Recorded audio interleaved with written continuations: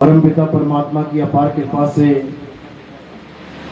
वाराणसी में ये मूल ज्ञान का सत्संग होने जा रहा है। बहुत बड़े भाग हैं उन जीवों के जो अपने पूरे जीवन काल में एक बार भी इस मूल ज्ञान को सुन पाते हैं, और उससे भी बड़े भाग होते हैं उन जीवों के जो इस ज्ञान को थोड़ा सा भी समझ पाते हैं। क्योंकि सुनना आसान है, आए बैठे घंटा दो घंटा सुन के चले गए, लेकिन इसको समझना बहुत मुश्किल है। केवल उसी को समझ में आता है जिस पर परम पिता परमात्मा की दया हो, बंदी छोड़ की मोहर लगी हो। अन्यथा इस ज्ञान को कोई समझ नहीं सकता।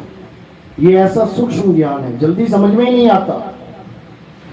लेकिन अगर दया हो गई तो एक एक बात ऐसे समझ में आती है कि बिल्कुल आराम से, सहजता से, सरलता से हर बात अंदर समाती जाती है। लेकिन ये होता उसी के साथ है जिस पर परमात्मा की कृपा हो, और जिस पे कृपा नहीं है वो सारा जन्म लगा दे, सुन सुन के थक जाएगा, लेकिन उसके समझ में नहीं आएगा। तो आज मालिक से अरदास करेंगे कि हर उस जीव को जो यहाँ बैठा है और जहां तक ये आवाज जा रही है, उन जीवों को ये ज्ञान समझ में आए, ताकि उनका जन्म मरण का रोग खत्म हो और बार बार इस संसार में आने जाने का जो महादुख पाता है ये जीव, ये खत्म हो और अपने मालिक के घर सदा सदा के लिए वापसी हो जाए। तो आज का सत्संग शुरू करने से पहले परमात्मा के नाम पे जयकारा लगाएंगे, फिर सत्संग शुरू करेंगे। बोलिए परमपिता परमात्मा की, सतगुरु बंदी छोड़ कबीर साहेब की, सभी संतों की, सतगुरु मदनपति साहेब की, दीवान जवाहरपति साहेब की, सतगुरु राम सेवक साहेब की, सतगुरु बरातपति साहेब की, करीनापुर धाम की, सभी संतों की, सत्संग कराने वालों की, इनके बाल गोपाल की, इनके माता पिता की, गांव नगर बस्ती की, आज के आनंद की, सकल हंस को बंदगी, साहेब बंदगी, सतनाम सतनाम।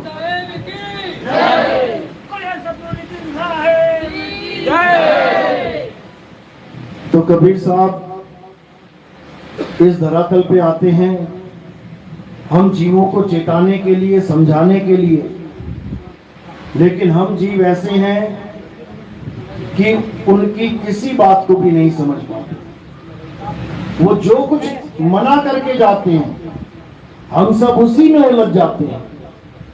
जो जो चीजें कबीर साहब ने मना करी, ये सारा जहान उन्हीं चीजों को अपना के बैठा है। कबीर साहब के आने का क्या मकसद है? उनसे पहले जो भी भक्ति, जो भी पूजा, जो भी अर्चना विधि, जो भी हम करते आ रहे थे, उसमें कबीर साहब सुधार करने के लिए आते हैं। भक्ति तो सब करते हैं, पूजा पाठ तो सब करते हैं, भगवान को सब प्यार करते हैं, लेकिन विधिवत नहीं करते। यानी जिस प्रकार भक्ति करनी चाहिए, जिससे परमात्मा मिले और मुक्ति मिलेगी, वो नहीं करते हैं। उसके अलावा सब कुछ कर डालते हैं। जैसे खाना बनाने की एक विधि होती है, दाल सब्जी बनाने की एक विधि होती है। अब अगर विधि पता है तो एक एक चीज विधि के अनुसार डालोगे, बहुत बढ़िया बन जाएगी। और विधि नहीं पता है, सारी खिचड़ी एक ही बार में सब कुछ एक साथ डाल के सीटी मार दी, प्याज लहसुन तेल सब कुछ एक साथ डाल के सीटी मार दी, कुछ नहीं बनेगा। सामान वही है, लेकिन एक विधि वाला बना रहा है जिसको पता है कि कैसे बनाई जाती है, और एक बिना विधि वाला अपने मन से ही लगा हुआ है। वो स्वाद कभी आ ही नहीं सकता, कभी नहीं आएगा। बस हमारा भी यही हाल है। हम क्या कर रहे हैं? हम विधि के साथ नहीं चल रहे हैं। जो असली विधि है, जो असली भक्ति है, जिसको सत भक्ति कहते हैं, हम वो नहीं कर रहे हैं। मनमुखी साधना में लगे पड़े। बस यही हमारी गलती है इसी कारण आज युगों युग बीत गए, लाखों करोड़ों अरबों खरबों अनगिनत युग बीत गए, हम आज भी यहीं के यहीं बैठे हैं। अगर हमें विधि पूर्वक भक्ति करनी आ जाए तो एक भी ना दिखाई दे यहां पर, लेकिन वो विधि बताएगा कौन? हमें इस पे विचार करना है। तो विधि कौन बताता है? विधि हमें सतगुरु बताता है। सतगुरु क्या करता है? जितने भी हमारे भक्ति में, जितने भी हमारी पूजा पाठ में जो दोष है, यानी जो हम विधि से हटके कार्य कर रहे हैं, वो उसमें सुधार कर देता है। बस उसका यही काम है। अगर ये काम पूरा हो जाए, शिष्य को गुरु की बात समझ में आ जाए, तो समझ लो कि जन्म सफल हो जाएगा। लेकिन होगा कैसे? जब तक मन अड़ंगा डाल के बैठा है। कई लोग कहते हैं हमें गुरु की क्या जरूरत है, हम सीधे जाते हैं मंदिर में, माथा टेकते हैं, घंटी बजाते हैं, जल चढ़ाते हैं, भोग लगाते हैं, मन्नत मांग के घर को वापस आ जाते हैं, हमें गुरु की क्या जरूरत है। लेकिन आप देखोगे कि जिस भगवान की पूजा करने मंदिर में जा रहे हो, वो खुद गुरु धारण करके बैठे हैं। राम जी के मंदिर में जा रहे हो तो राम जी के गुरु कौन है? वशिष्ठ जी। कृष्ण जी की पूजा करते हो, कृष्ण जी के गुरु कौन है? संदीपन जी। जब भगवानों को गुरु की जरूरत पड़ गई तो एक इंसान को क्या गुरु की जरूरत नहीं पड़ेगी? बिल्कुल पड़ेगी। लेकिन ये अंदर जो मन बैठा है, ये इतना शातिर है कि किसी भी जीव को गुरु की शरण में जाने नहीं देता। ये तो पुरबले भाग जाग जाए, परमात्मा की कृपा हो जाए, तब जीव के अंदर एक आस लगती है, एक इच्छा प्रकट होती है कि मुझे भी गुरु धारण करना चाहिए। तब जाके ये काम बनता है, नहीं तो सारी उम्र तीर्थों में चक्कर काटते रह जाओगे। कभी कोई सोच भी नहीं सकता कि मैं गुरु धारण कर लूंगा। ये मालिक की दया से होता है। तो कहते हैं राम कृष्ण से कौन बड़े? अरे तीन भी तो गुरु कीन, और तीन लोग के वो धनी, गुरु आगे आधीन।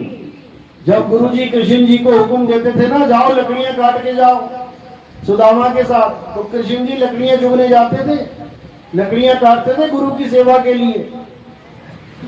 समझो बात को। तो कबीर साहब ने जहां जहां मना किया, ये जीव वहीं वहीं जाके फंसा। क्या कहते हैं कबीर साहब? कहते हैं पाथर पूजे हरि मिले, तो मैं पूजू पहाड़, और वासे ये चाकी भली, जो पीस खाए संसार। अब साहिब कह रहे हैं अगर पत्थर पूजने से भगवान मिल जाए तो मैं पहाड़ पूज लूं। लेकिन देखो जो कबीर साहब मना कर रहे हैं, उसी में दुनिया उलझी पड़ी है। दुनिया भगवान को तो चाहती है, लेकिन भगवान को पत्थर मान के बैठ गई है। कोई मुझे बता दे, क्या राम जी पत्थर के थे? कृष्ण जी आए इस दुनिया में, क्या वो पत्थर के थे? हनुमान जी इस दुनिया में आए, क्या वो पत्थर के थे? अरे जब वो पत्थर के नहीं थे तो तुमने कैसे बना दिया उनको पत्थर का? कृष्ण जी गीता में समझाते हैं, हे अर्जुन, मैं ये शरीर भी नहीं हूं, मैं ये अंग नहीं हूं, मैं ये इंद्रियां नहीं हूं, मैं आत्मा हूं। वो तो कह रहे हैं कि मैं शरीर भी नहीं हूं, मैं आत्मा हूं। और हम लोगों ने शरीर छोड़ो, पत्थर को भगवान बना दिया। क्या बनेगा हमारा? कुछ नहीं हो सकता। ये जन्म बर्बाद करके चले जाएंगे। ये जन्म बर्बाद ना हो, इसीलिए कबीर साहब आके हमें आत्म ज्ञान की दीक्षा देते हैं। क्या कह रहे हैं? जल में मीन प्यासी, मोह देखते आवे हासी, आत्म ज्ञान बिना नर भटके, और कभी काबा कभी काशी। कहते हैं अगर हम सब भटक रहे हैं तो क्या, किस चीज की कमी है? आत्म ज्ञान बिना। हमें आत्मा का ज्ञान नहीं है, हमें उस आत्मा का ज्ञान नहीं है जो अचल है, अडोल है, स्थिर है। हमें उसका ज्ञान नहीं है। हम किसके पीछे पड़े हैं? जीवात्मा के पीछे पड़े हैं। जीवात्मा यानी ये चलने फिरने वाले लोग, हम इनको परमात्मा मान बैठे हैं। जो दिल्ली से बंबई, बंबई से गोवा, गोवा से पटना जा रहे हैं, हम उनको भगवान मान बैठे हैं। जो इस संसार में आए विचरण करके चले गए, हम उनको भगवान मान के बैठे हैं। जबकि गीता क्या कहती है कि असल में जो परमात्मा है वो अचल है। अध्याय 2 24वां श्लोक पढ़ो, देखो क्या कहता है। हे अर्जुन, ये आत्मा अछेद्य है, अशोष्य है, अदाह है, यानी इसको कोई छेद नहीं सकता, इसको कोई जला नहीं सकता, इसको कोई भिगा नहीं सकता, इसको कोई सुखा नहीं सकता। ये आत्मा अचल है, स्थिर है, पुरातन है। ये आत्मा ही सत्य सनातन है। आज जो सत्य सनातन का डंका सब पीट रहे हैं कि हम सत्य सनातनी है, हम सत्य सनातन की डेफिनेशन तक नहीं पता लोगों को कि सत्य सनातन होता क्या है।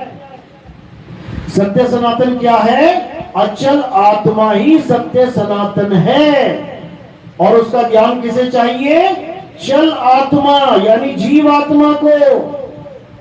ये जीव आत्मा, अचल आत्मा यानी परम आत्मा का ज्ञान चाहिए, तब ये अचल हो पाएगी, तब ये आने जाने से रहित हो पाएगी। नहीं तो यहां मरे वहां पैदा हुए और वहां मरे यहां पैदा हुए, यही चलता रहेगा हमेशा। तो ये कब खत्म होगा? जब हमें ऐसा गुरु मिल जाएगा जो हमें अचल कर देगा। अरे सतगुरु के लक्षण कहूं, अचल विहंगम चाल, हम यमरापुर ले गए, ज्ञान शब्द सरघाल। कहते मुझे ऐसा सतगुरु मिल गया जिसने मुझे अचल अवस्था का ज्ञान दे दिया। अब मैं आऊंगा जाऊंगा नहीं, क्योंकि मुझे गुरु ऐसा मिल गया जो अचल है। वो चलता नहीं है, क्योंकि चलेगा तो समय के अधीन हो गया, क्योंकि समय ही चलता है। जो चीज चल रही है वो समय के अधीन है। केवल अचल गुरु समय से परे है।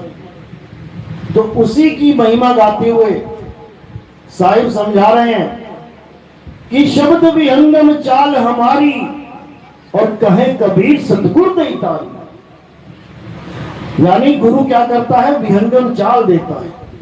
विहंगम चाल से क्या होगा? सीधे आप उस परमात्मा के चरणों में ध्यान लगाओगे और वो खुद अचल है, तुम्हें भी अचल कर देगा।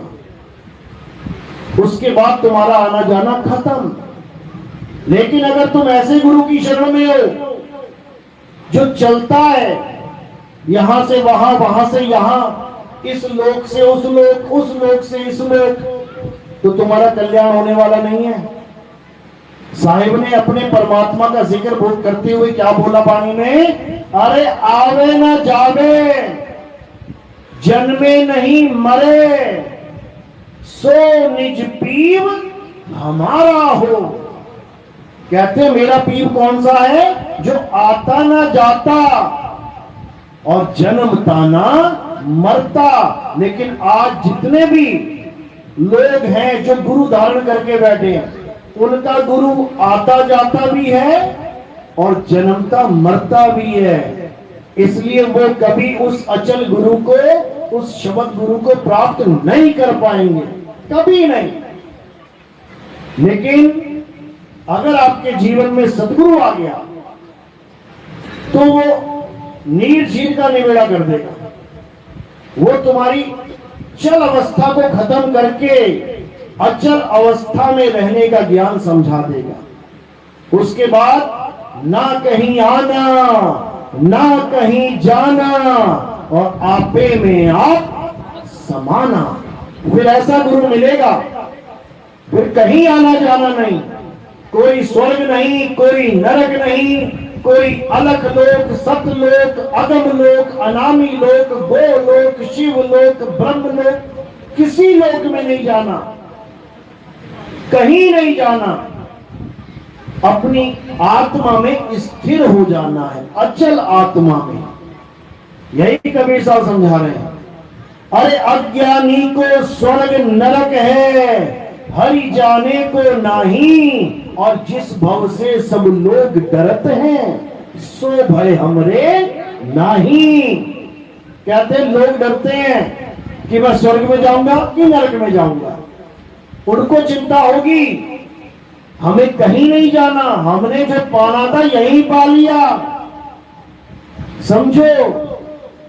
लेकिन ये तब समझ में आता है भाई जब तुम्हारे जीवन में कोई आत्मज्ञानी गुरु आ जाता है। तो साहिब ने क्या भेद बताया आत्मज्ञानी गुरु का, कि आत्मज्ञानी गुरु कौन होता है, उसी आत्मज्ञानी गुरु को तत्वदर्शी संत कहते हैं।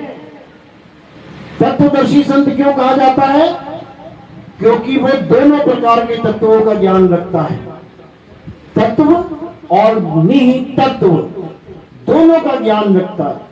तत्व यानी ये पंच भौतिक तत्व, ये पांच तत्व यानी नाशवान तत्व यानी असत्य तत्व, और निहित तत्व यानी आत्म तत्व जिसका आदि और अंत नहीं है, जो सदा सदा के लिए विराजमान है, वो कभी जन्मता मरता नहीं है।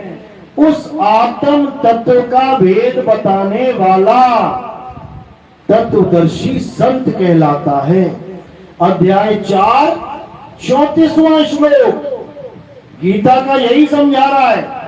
हे अर्जुन, अगर तुम सत्य को प्राप्त करना चाहते हो, अगर तुम आत्म देव को प्राप्त करना चाहते हो, जिसकी महिमा मैं गा रहा हूं, नैनम छिंदन्ति शस्त्राणि नैनम दहति पावका, जिस आत्मा का मैं जिक्र कर रहा हूं, अगर इस आत्मा को पाना चाहते हो तो कहां जाओ, तत्वदर्शी संत की शरण में जाओ।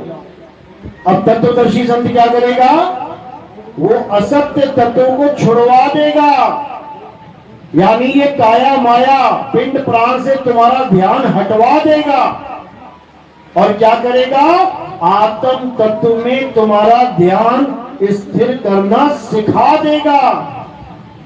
एक बार जब तुम्हें आत्म ज्ञान का बोध हो जाए, उसके बाद तुम कभी अज्ञान को प्राप्त नहीं करोगे। अध्याय 4 35वां श्लोक यही समझा रहा है। लेकिन जो बड़े बड़े विद्वान गीता पढ़ रहे हैं वही नहीं समझ पा रहे हैं कि आत्म तत्व होता क्या है। कारण क्या है, उनके जीवन में कभी सतगुरु आया ही नहीं। सतगुरु जब जीवन में आता है तो हमें कैसे पता लगेगा कि सतगुरु आया कि गुरु आया। और गुरु भी क्या, आजकल तो गुरुआ बैठे हैं, आजकल तो गुरुआ बैठे हैं। अब दोनों में भेद क्या है, कैसे पता लगेगा कि मेरे जीवन में गुरुआ आ गया या सतगुरु आया। जैसे तुम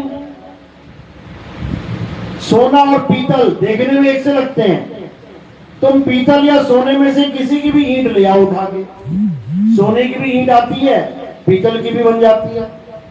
अब जो तुम माल लेके आए हो घर में वो पीला ही है, लेकिन कैसे पता लगे कि ये पीतल है कि सोना, तो क्या करना पड़ेगा, पारखी के पास जाना पड़ेगा, सुनार के पास जाना पड़ेगा। वो तुम्हें 2 मिनट में बता देगा कि ये पीतल है या सोना। 2 मिनट से ज्यादा नहीं लगेंगे। तो कैसे बताया उसने, क्योंकि उसके पास परख है। लेकिन हमारे पास परख नहीं है, इसलिए हम सारा जीवन गुरुआ को ही सतगुरु मान के बैठे रहते हैं, क्योंकि हमें परख है ही नहीं कि हमारे जीवन में सतगुरु आया है या गुरुआ आ गया है। तो परख क्या है, अच्छे से समझ लो। मदन साहिब की वाणी क्या समझाती है, सोई गुरु पूरा कहावे, जो 2 अक्षर का भेद बतावे, एक छुड़ावे एक लखावे, तब प्राणी निज घर को जावे। अब वाणी तो बोल दी साहिब ने, लेकिन इसको समझेगा कौन, इसको वही समझ सकता है जिसके जीवन में सतगुरु आ गया है। और जिसके जीवन में सतगुरु नहीं आया, कोई गुरुआ आ गया, तो इन दो अक्षरों को भी मंत्र बना के जपवा देगा, क्योंकि गुरुआ का काम है मंत्र जपवाना। यहां 2 लिखा है तो 2 मंत्र बता देगा, यहां 3 लिखा होता तो 3 मंत्र बता देता, यहां 4 लिखा होता तो 4, 5, 6 मंत्र पकड़ा देता, क्योंकि गुरुआ का काम है मंत्र जपवाना और सतगुरु का काम है मंत्र छुड़वाना। ये है दोनों में फर्क। सोई गुरु पूरा कहावे, जो 2 अक्षर का भेद बतावे।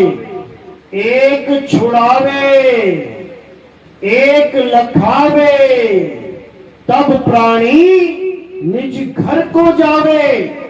निज घर पहुंचा दिया 2 ही अक्षरों में, और जपवा के नहीं, एक छुड़वा के और एक लखा के। और ये जितने अज्ञानी बैठे हैं, ये 2 अक्षरों को क्या बताते हैं? ओम सोहम। उससे भी निज घर को नहीं पहुंचा पा रहे हैं। वाणी कह रही है निज घर पहुंचा रहे 2 अक्षरों में ही, ये फिर भी अपना अरंगा डाल के बैठे हैं कि तीसरा नाम मिलेगा, चौथा नाम मिलेगा। कैसे बात बनेगी? कभी जीवन में बात नहीं बन सकती। सतगुरु के लक्षण समझ लो। सतगुरु वो है जो सतनाम बताता है, जपवाता नहीं है। सतगुरु सोई सतनाम बतावे, बाकी गुरु कोई काम न आवे। सतगुरु तुम्हें सतनाम का भेद बताता है। सतनाम का मतलब क्या है? सच्चा नाम। ये कोई मंत्र नहीं है कि इसको तुम जपोगे दिन रात।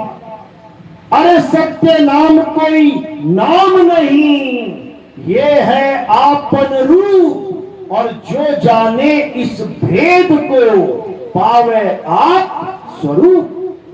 कहते सतनाम कोई मंत्र नहीं है, किसी गलती में जीवन मत बिता देना कि सतनाम कोई मंत्र है। सतनाम तुम्हारा स्वरूप है। तुम्हारी आत्मा को सतनाम कहते हैं। और किसको प्राप्त करना है सतनाम? जीवात्मा को। जीव को सतनाम मिल जाएगा तो काम बन जाएगा, लेकिन सतनाम नहीं मिला तो 84 के धक्के हैं मेरे भाई। तो कबीर साहब ने जहां पर भी महिमा गाई है नाम की, तो वो सतनाम की गाई है। और यही सतनाम, इसके पर्यायवाची नाम भी हैं। और क्या है वो?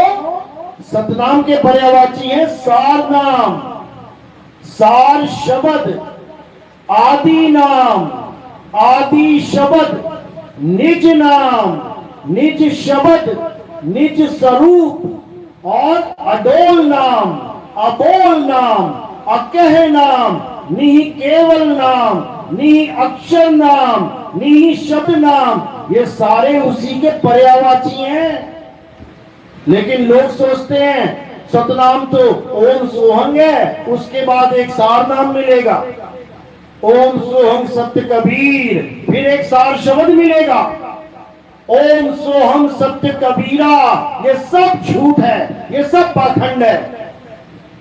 कबीर सागर की पहली लाइन अगर ये लोग पढ़ लें, तब भी इनका भरम टूट जाए। क्या लिखा है वहां पे? सत्य नाम है सार, पूछो संत विवेक करी, उतरो भव जल पार। सतगुरु का उपदेश यही। क्या समझा रहे हैं?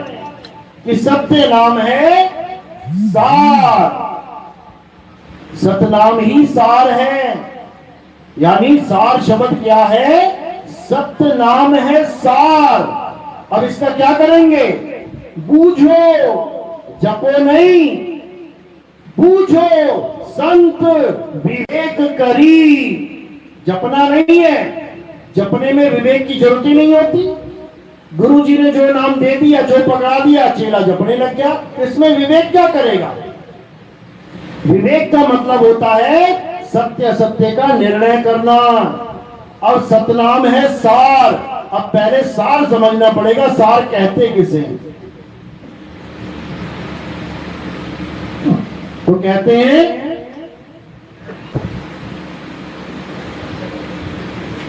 सतगुरु ऐसा चाहिए जैसा सूप सुहाए और सार सार तो गही रहे, थोथा दे उड़ाए। अब हमें यह विचार करना है कि सार और असार होता क्या है। सतनाम तभी समझ में आएगा मेरे भाई, नहीं तो सतनाम के नाम पे इतनी बड़ी बड़ी दुकानें चल रही हैं, तुम्हारा जन्म बर्बाद कर देंगे ये लोग। दो ही चीजें इस दुनिया में, एक सार एक असार। इसी को सत्य तत्व और असत तत्व कहते हैं। तो गुरु सार सार तो गही रहे, यानी सत्य तत्व को ग्रहण करवा देगा और थोथा दे उड़ाए, असार को उड़ा देगा। तो क्या है असार, क्या है सार? गीता में भी इसका जिक्र आता है, अध्याय 2 16वां श्लोक।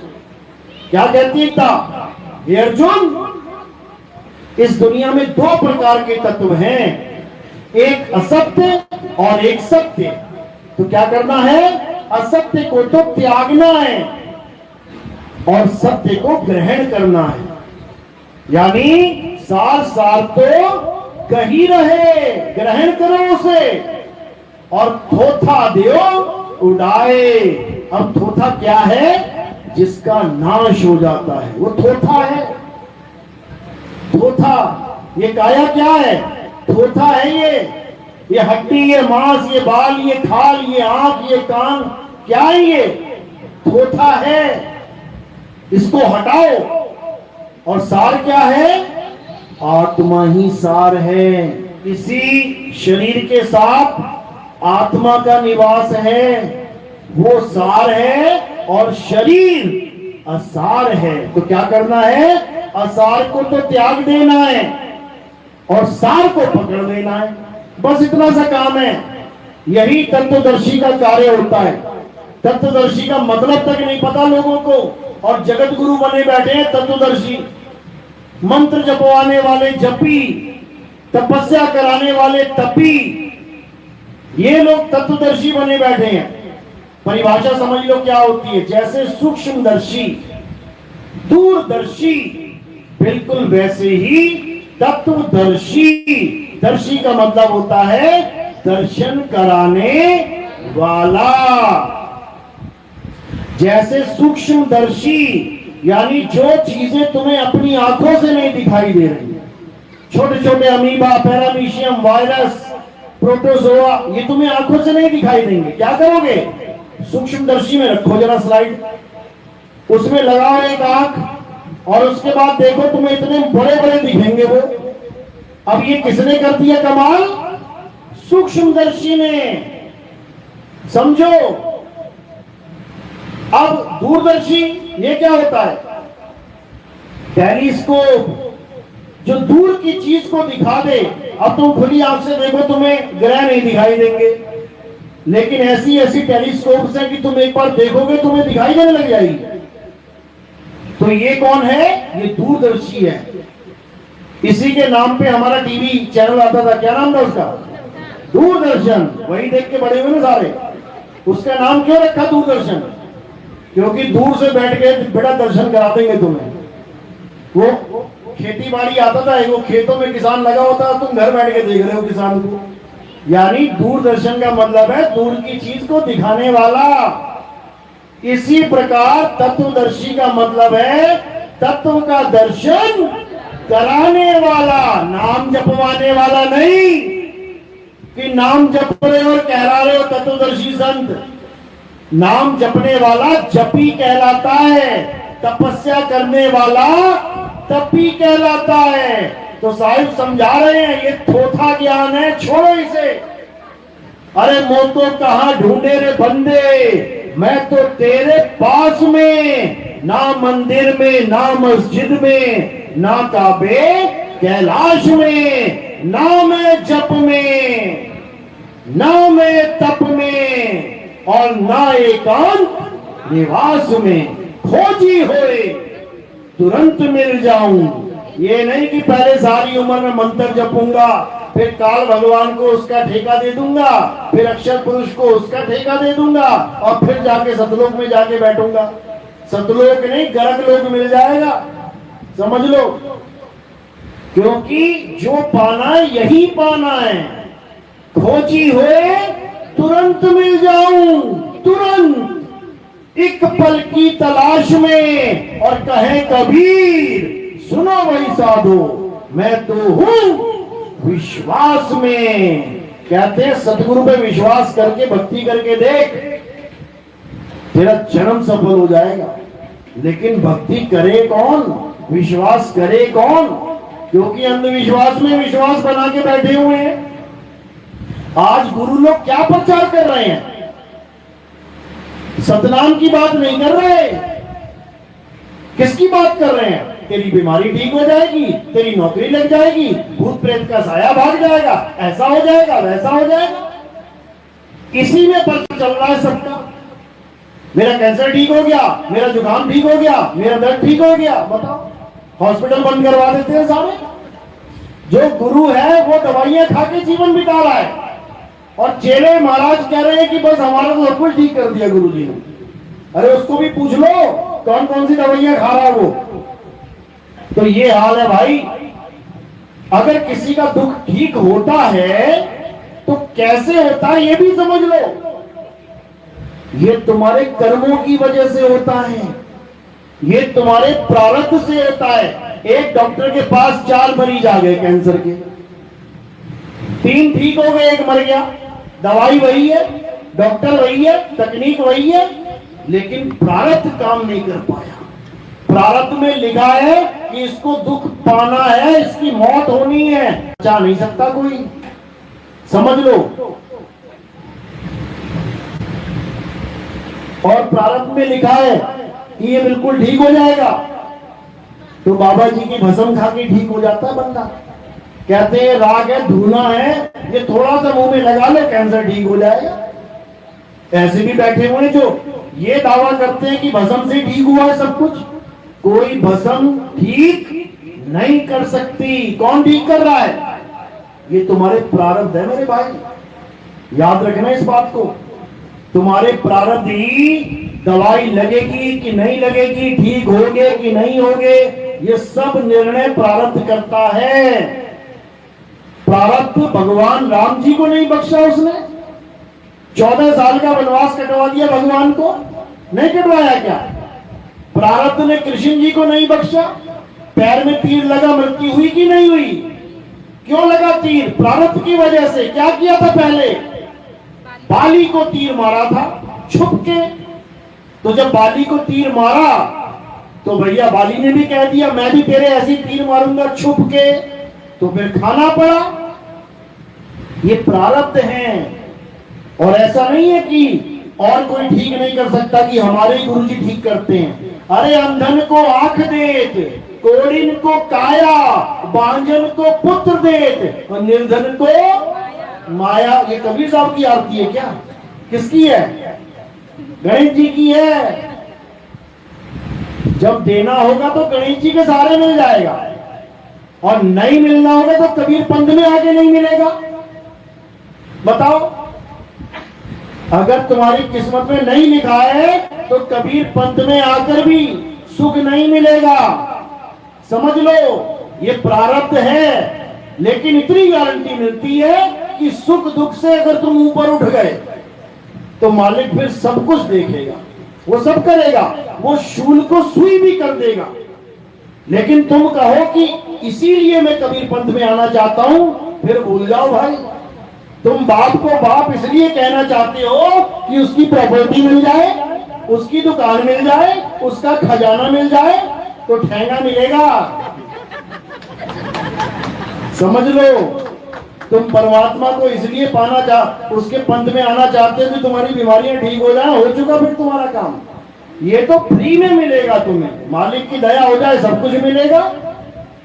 ये प्रेम का सौदा है, ये व्यापार नहीं है कि क्या तुम्हारे गुरु जी कैंसर ठीक कर सकते हैं। अच्छा, चल तेरा गुरु एक रेडियो ठीक करके दिखा दे, मेरा रेडियो खराब कर देता हूं, ठीक करके दिखाए तेरा गुरु।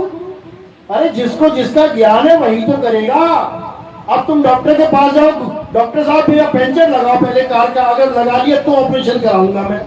अरे जिस काम के लिए डॉक्टर बना है उसके लिए जाओ वहां पे। गुरु बना है जन्म मरण से मुक्ति देने के लिए। गुरु इसलिए नहीं बना है कि तुम्हारे फेफड़े ठीक करता फिरे वो। बताओ, मतलब पथ भ्रष्ट कर दिया लोगों को बिल्कुल। कबीर साहब कहते हैं कि अगर तुम्हें सदगुरु मिल जाए और भले तुम्हें कोढ़ हो जाए, चुई चुई गिरता चाम, कहते हैं नाम जपत कोड़ी भला। वो कह रहे कोड़ी भला है और तुम कह रहे पहले मेरा कोढ़ खत्म करो। नाम जपत कोड़ी भला और चुई चुई गिरता चाम, और वो कंचन देह किस काम की और जिस मुख नाही राम। कबीर साहब तो ये कह रहे हैं, अरे जीवन तो थोड़ा भला। क्या कह रहे हैं कि थोड़ा सा जीवन मिल जाए वो भी भला है। और यहां क्या चल रहा है ड्रामा, हमारे गुरु जी से नाम ले लो तुम्हारी आयु लंबी हो जाएगी। ब्रह्मा जी से लंबी हो जाएगी क्या, या विष्णु जी से लंबी हो जाएगी? कीड़े मकोड़े की तरह मर जाएगा 100 साल के अंदर। अगर तेरे गुरु में दम है तो ब्रह्मा विष्णु महेश जी से लंबी उम्र करके दिखा दे, तब तो मैं मानूं। अरे वो अपनी 100 साल पूरी नहीं कर पाएगा, दूसरों को लंबी उम्र का झांसा दे रहा है। अरे जीवन तो थोड़ा भला, जो मुख में सतनाम और लाख बरस का जीवना, और बिन नाम क्या काम, बिना नाम के किस काम का है?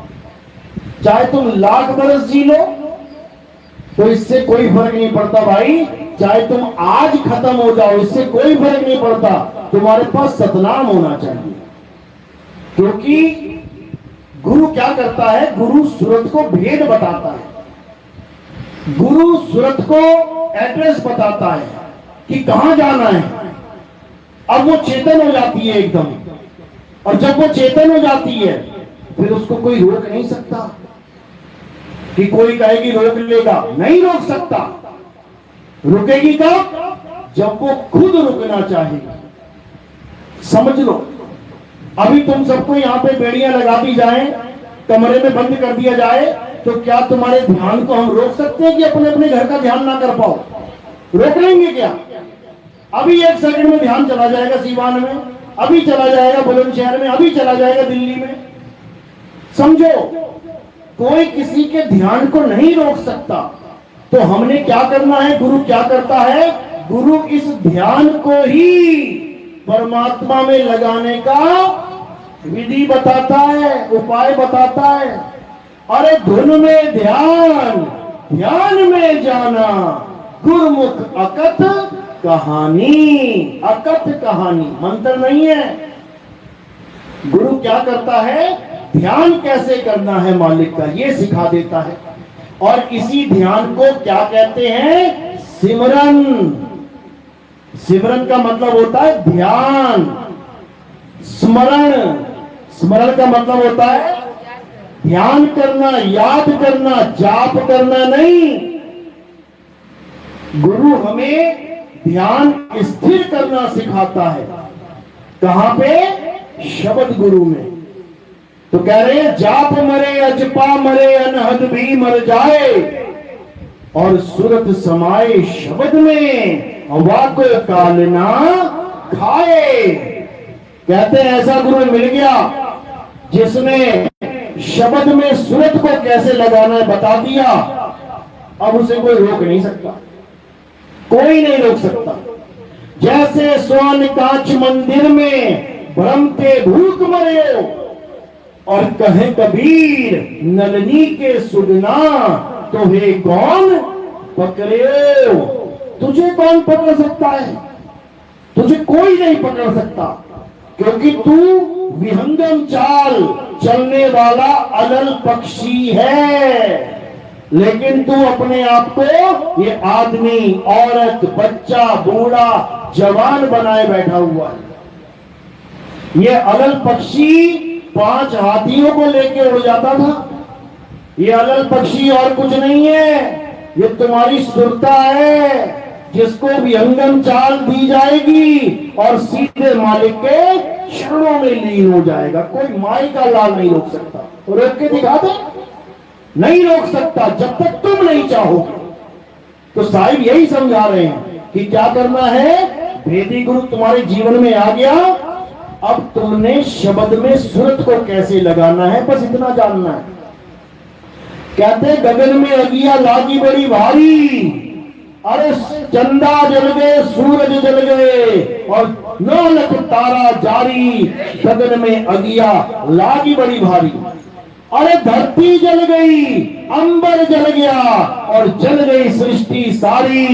गगन में अगिया लागी बड़ी भारी, कहे कबीर सोई जन बच गए, जिन शब्द में सुरत संभारी। गगन में अगिया लागी बड़ी भारी। ये मंत्र वंत्र नहीं जपने, हटाओ इसको। और क्या करना है, अपनी सूरत को शब्द गुरु के चरणों में लगाना है। बस इतना काम कर लिया, बेड़ा पार हो जाएगा। लेकिन कब कर पाओगे, जब तुम्हें पता लग जाए कि सतगुरु और असतगुरु में भेद क्या है। गुरुआ क्या करता है, नाम मंत्र देता है, राम राम जप लो, राधे राधे जप लो, ओम नमः शिवाय जप लो, हरे कृष्णा जप लो, अल्लाहू अकबर जप लो, वाहिगुरु वाहिगुरु जप लो। जो जिस धर्म का गुरु मिल गया तुम्हें, उसी धर्म के रिलेटेड ग्रंथों में से तुम्हें नाम निकाल के पकड़ा देगा। यही काम है हर गुरु का, इसी को गुरुआ बोला गया। अरे गुरुआ तो घर घर फिरे और कौड़ी खेल 50, अपने रूप की खबर नहीं। अपना रूप यानी सत्य नाम, अपने रूप की खबर नहीं और शिष्य करण की आस। तो समझा रहे साहिब। अरे घर घर मंत्र देत फिरत हैं, माया के अभिमाना और गुरुआ सहित शिष्य सब पूरे, अंतकाल पछताना, साधो देखो ये जग बौराना। कहते पागल हो गए सारे मंत्रों के चक्कर में। आदि काल से अब तक ये मंत्र नहीं छूट रहे हैं। जिसका जो मन आ रहा है उसी को मंत्र बना के बैठा जा रहा है, उसी को जपता चला जा रहा है। बर्बाद हो गए लोग मंत्रों के चक्कर में। करना क्या था, आत्मा का ज्ञान प्राप्त करना था। अध्याय 3 17वां श्लोक। हे अर्जुन, जो अपनी आत्मा में रमण करते हैं, जो अपनी आत्मा में तृप्त हैं, जो अपनी आत्मा में संतुष्ट हैं, उनके लिए कोई धार्मिक कर्म कर्तव्य लागू ही नहीं होता। उनके लिए ये पूजा पाठ हवन यज्ञ, ये जितने भी व्रत, जितनी भी जो भी तामझाम चल रहा है, किसी की जरूरत नहीं है। उसे कहीं जाने की जरूरत नहीं है। बस एक काम करना है, क्या, आत्मा में रमण करना है, रम जाना है उसमें। लेकिन कैसे रमेंगे, जब तुम्हारे जीवन में सतगुरु आएगा, वही बताएगा तुम्हें आत्मज्ञान। नहीं तो कोई माई का लाल आत्मज्ञान बता ही नहीं सकता। मंत्र पकड़ा देंगे, जंत्र पकड़ा देंगे, पूजा पाठ करवा देंगे, हवन यज्ञ करवा देंगे, तीर्थों में भेज देंगे मरने के लिए। देखो तीर्थों में जा रहे हैं, मर मर के वापस आ रहे हैं। अरे परमात्मा तुम्हारे घर में विराजमान है, बाहर ढूंढने के लिए जाने की जरूरत नहीं है। साहिब समझा रहे हैं, ज्यों तिल माही तेल है और ज्यों चकमक में आग, तेरा साईं तुझ में है और जाग सके तो जाग। बस जागना ही है। ये अज्ञानता की नींद में हजारों जवान लड़के मारे गए। उनके घर जाके पूछो उनको जाके, कैसा रहा तुम्हारा त्योहार।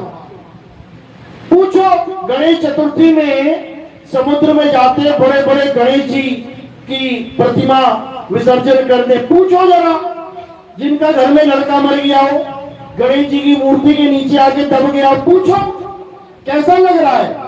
आनंद आ रहा है, त्योहार है, लड्डू बांट दे, क्या बोलेगा? कहेगा अरे तेरा त्योहार होगा, हमारे यहां तो मातम बना हुआ है। समझो, केवल इतनी सी अज्ञानता के कारण कि हमें यह नहीं पता कि परमात्मा को पाना कैसे है। बस इतना सा कारण है, और उस चक्कर में हमने बर्बाद कर दिया अपना पूरा जीवन। जवान लड़के मर जाते हैं। अभी कांवड़ यात्रा चली थी, बड़े बड़े बैनर, अकाल मृत्यु वो मरे जो काम करे चंडाल का, काल उसका क्या बिगाड़े भगत है महाकाल का।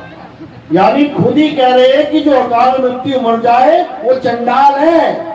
और सड़क पे देखो बम बोले के टी शर्ट पहन के मरे पड़े हैं सारे। अपने ही भक्तों को कह रहे हैं ये चंडाल का काम करते थे।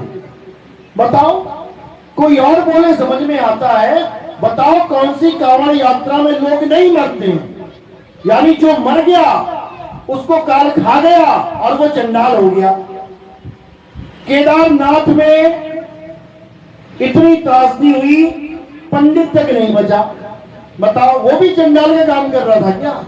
अकाल मृत्यु आ गई उसको, एक भगत नहीं बचा, सारे के सारे मारे गए। फिर भी आज तक झंडा ऊंचा है इनका कि अकाल मृत्यु वो। अरे अब तो समझ जा भाई कि काल आता है तो महाकाल के मंदिर में भी ले जाता है उठा के। जब काल आता है तो महाकाल का मंदिर भी नहीं देखता वो। और तुमने काल को समझ क्या लिया है? 3 लोग मुंह में लेके घूमता है वो। अभी भूकंप आया ना तो सब कुछ ढा देगा, मंदिर ना देखेगा, मस्जिद ना देखेगा।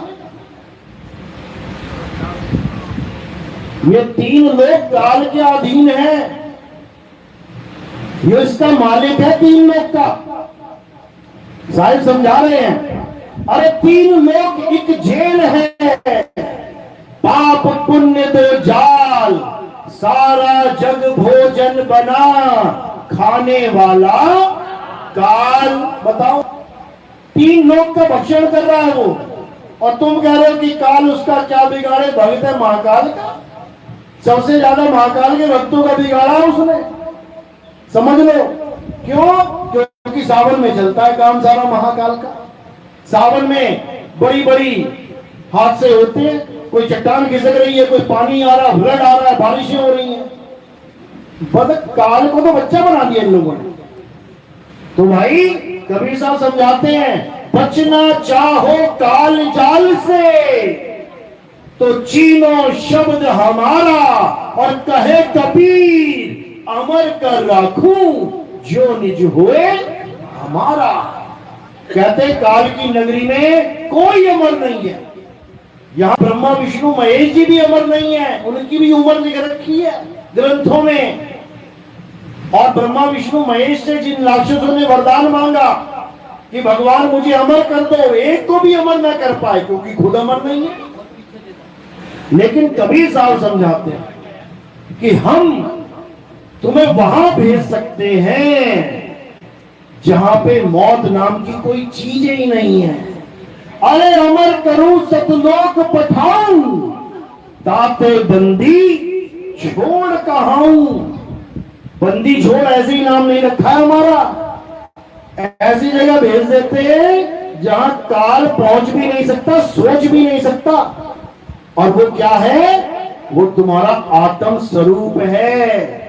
अभी तुम कहा हो? देह स्वरूप में वास कर रहे हो, इस 3 लोक में वास कर रहे हो। उसके बाद 3 लोक छोड़ के 4थे लोक यानी अपने सत्य स्वरूप में समा जाओगे। समझ लो, तुम्हारा सत्य स्वरूप ही तुम्हारा निज नाम है। तुम्हारा सत्य स्वरूप ही तुम्हारा निज स्वरूप है। अरे 3 गुणों की भक्ति में भूल पड़ा संसार, और कहे कबीर निज नाम बिन कैसे लागे पार। निज नाम बिन बोला है, ये ओम कलियम हरियम शरियम के लिए नहीं बोला। निज नाम यानी तुम्हारा नाम क्या है। जिस दिन तुम्हें तुम्हारा नाम देने वाला गुरु मिल गया, सबके नाम छुड़वा देगा। यही है उसकी महिमा मेरे भाई, यही है। तो जब तक इस निज नाम को नहीं जाना तब तक दूसरों के नाम जपते रहोगे, 52 अक्षरी नाम जपते रहोगे। अब 52 अक्षरों को त्याग देना है और अपने निज नाम को ग्रहण करना है। 52 अक्षर जीवाधारा, आदि अक्षर जीव्या से न्यारा, वाही को सत सिमरन कहिए, सिमर सिमर नर उतरो पारा। ये समझना है। चलो, मेरी बात समझ में आ रही है? किस किस की आ रही है? आप खड़ा करोगे ना? बहुत अच्छी बात है, बहुत बढ़िया, बहुत बढ़िया। तो ऐसे ही मालिक की कृपा सब पे होती रहे और सब अपने निज नाम को प्राप्त करें, निज स्वरूप को प्राप्त करें और सबकी मुक्ति हो, यही दिल से अरदास है हमारी। आगे के सत्संग हमारे YouTube चैनल कहत कबीर सुनोमई साधु या नितिन दास के सत्संग इस पे सुन सकते हैं और पक्षपात होकर, पक्षपात ना कर कर निष्पक्ष होकर इस ज्ञान को समझना है। पक्षपात बिल्कुल नहीं करना, क्योंकि बात सत्य और असत्य की है, बात तेरे और मेरे गुरु की नहीं है कि तेरा गुरु है कि मेरा गुरु है। जो हम सबका गुरु है उसकी बात को समझना है। कबीर साहब की हर वाणी में गुप्त भेद हैं, उन भेदों को समझना है। जब तक भेद नहीं समझे वस्तु नहीं मिल सकती। तो कह रहे हैं वस्तु कहीं ढूंढे कहीं और कैसे लागे हाथ, गुप्त वस्तु तब मिले भेदी लीजिए साथ, भेदी लीना साथ में और दीनी वस्तु लखाए, कोटि जन्म का पंथ था पल में पहुंचा जाए। तो पल में पहुंचना है तो फिर भेदी गुरु लेना पड़ेगा। कहते ना एक पल की तलाश में, अगर पल में ये जानना है कि परमात्मा कहां है, कैसे मिलेगा, तो भेदी गुरु। और अगर जन्मों जन्म बर्बाद करने हैं तो मंत्र वाला गुरु। खूब मंत्र जपो, ओम कलियम हरियम जपो, रारंकार सोहम जपो, जो मन में आए जपो और जन्म बर्बाद करो। हमें किसी से कोई दिक्कत नहीं है, लेकिन अगर पार होना है तो मंत्रों से पार, तन से पार, मन से पार, माया से पार, इंद्री से पार, भाव से पार, हर चीज से पार होके आत्म स्वरूप को जानना है। तो आज का सत्संग यही समाप्त करते हैं और अब आरती का समय है। आरती कैसे करते हैं समझ लो, आरती किसकी होती है भी समझ लो। हमारे यहाँ किसी पत्थर की, फोटो की, कैलेंडर की आरती नहीं होती है। हमारे यहाँ की आत्मा की आरती होती है, हमारे यहाँ जीवित गुरु की आरती होती है। तो आरती में कैसे क्या करना है, थोड़े से फूल उठाने हैं और मेरे सिर के ऊपर रख देने हैं। सिर के ऊपर क्यों रखते हैं? क्योंकि पैर के अंगूठे से लेके सिर की चोटी तक ये नाशवान शरीर है, गुरु नाशवान शरीर नहीं होता। तो हमने ये फूल नाशवान शरीर से परे रख दिए। तो ये कहां समर्पित हो जाते हैं? ये हमारे असली गुरु के चरणों में समर्पित हो जाते हैं, क्योंकि हमारा असली गुरु इस 3 लोक का स्वामी नहीं है, हमारा गुरु 4थे लोक का स्वामी है। तो ये 3 लोक क्या है? काया ही 3 लोक है। 3 लोक है देह में और रोम रोम में धाम, बिन सतगुरु ना पाइए सार शब्द निज नाम। तो उसी गुरु के चरणों में ये फूल रखते हैं। तो एक एक करके आएंगे, आरती लगेगी, खड़े हो जाएंगे सारे। और कोई प्रचार प्रसार में योगदान करना चाहेगा तो वो केवल सेवा पैरों में डालनी है। माया का स्थान पैरों में है और फूलों का स्थान सिर के ऊपर। बोलिए परमपिता परमात्मा की, सतगुरु बंदी छोड़ कबीर साहिब की, सभी संतों की।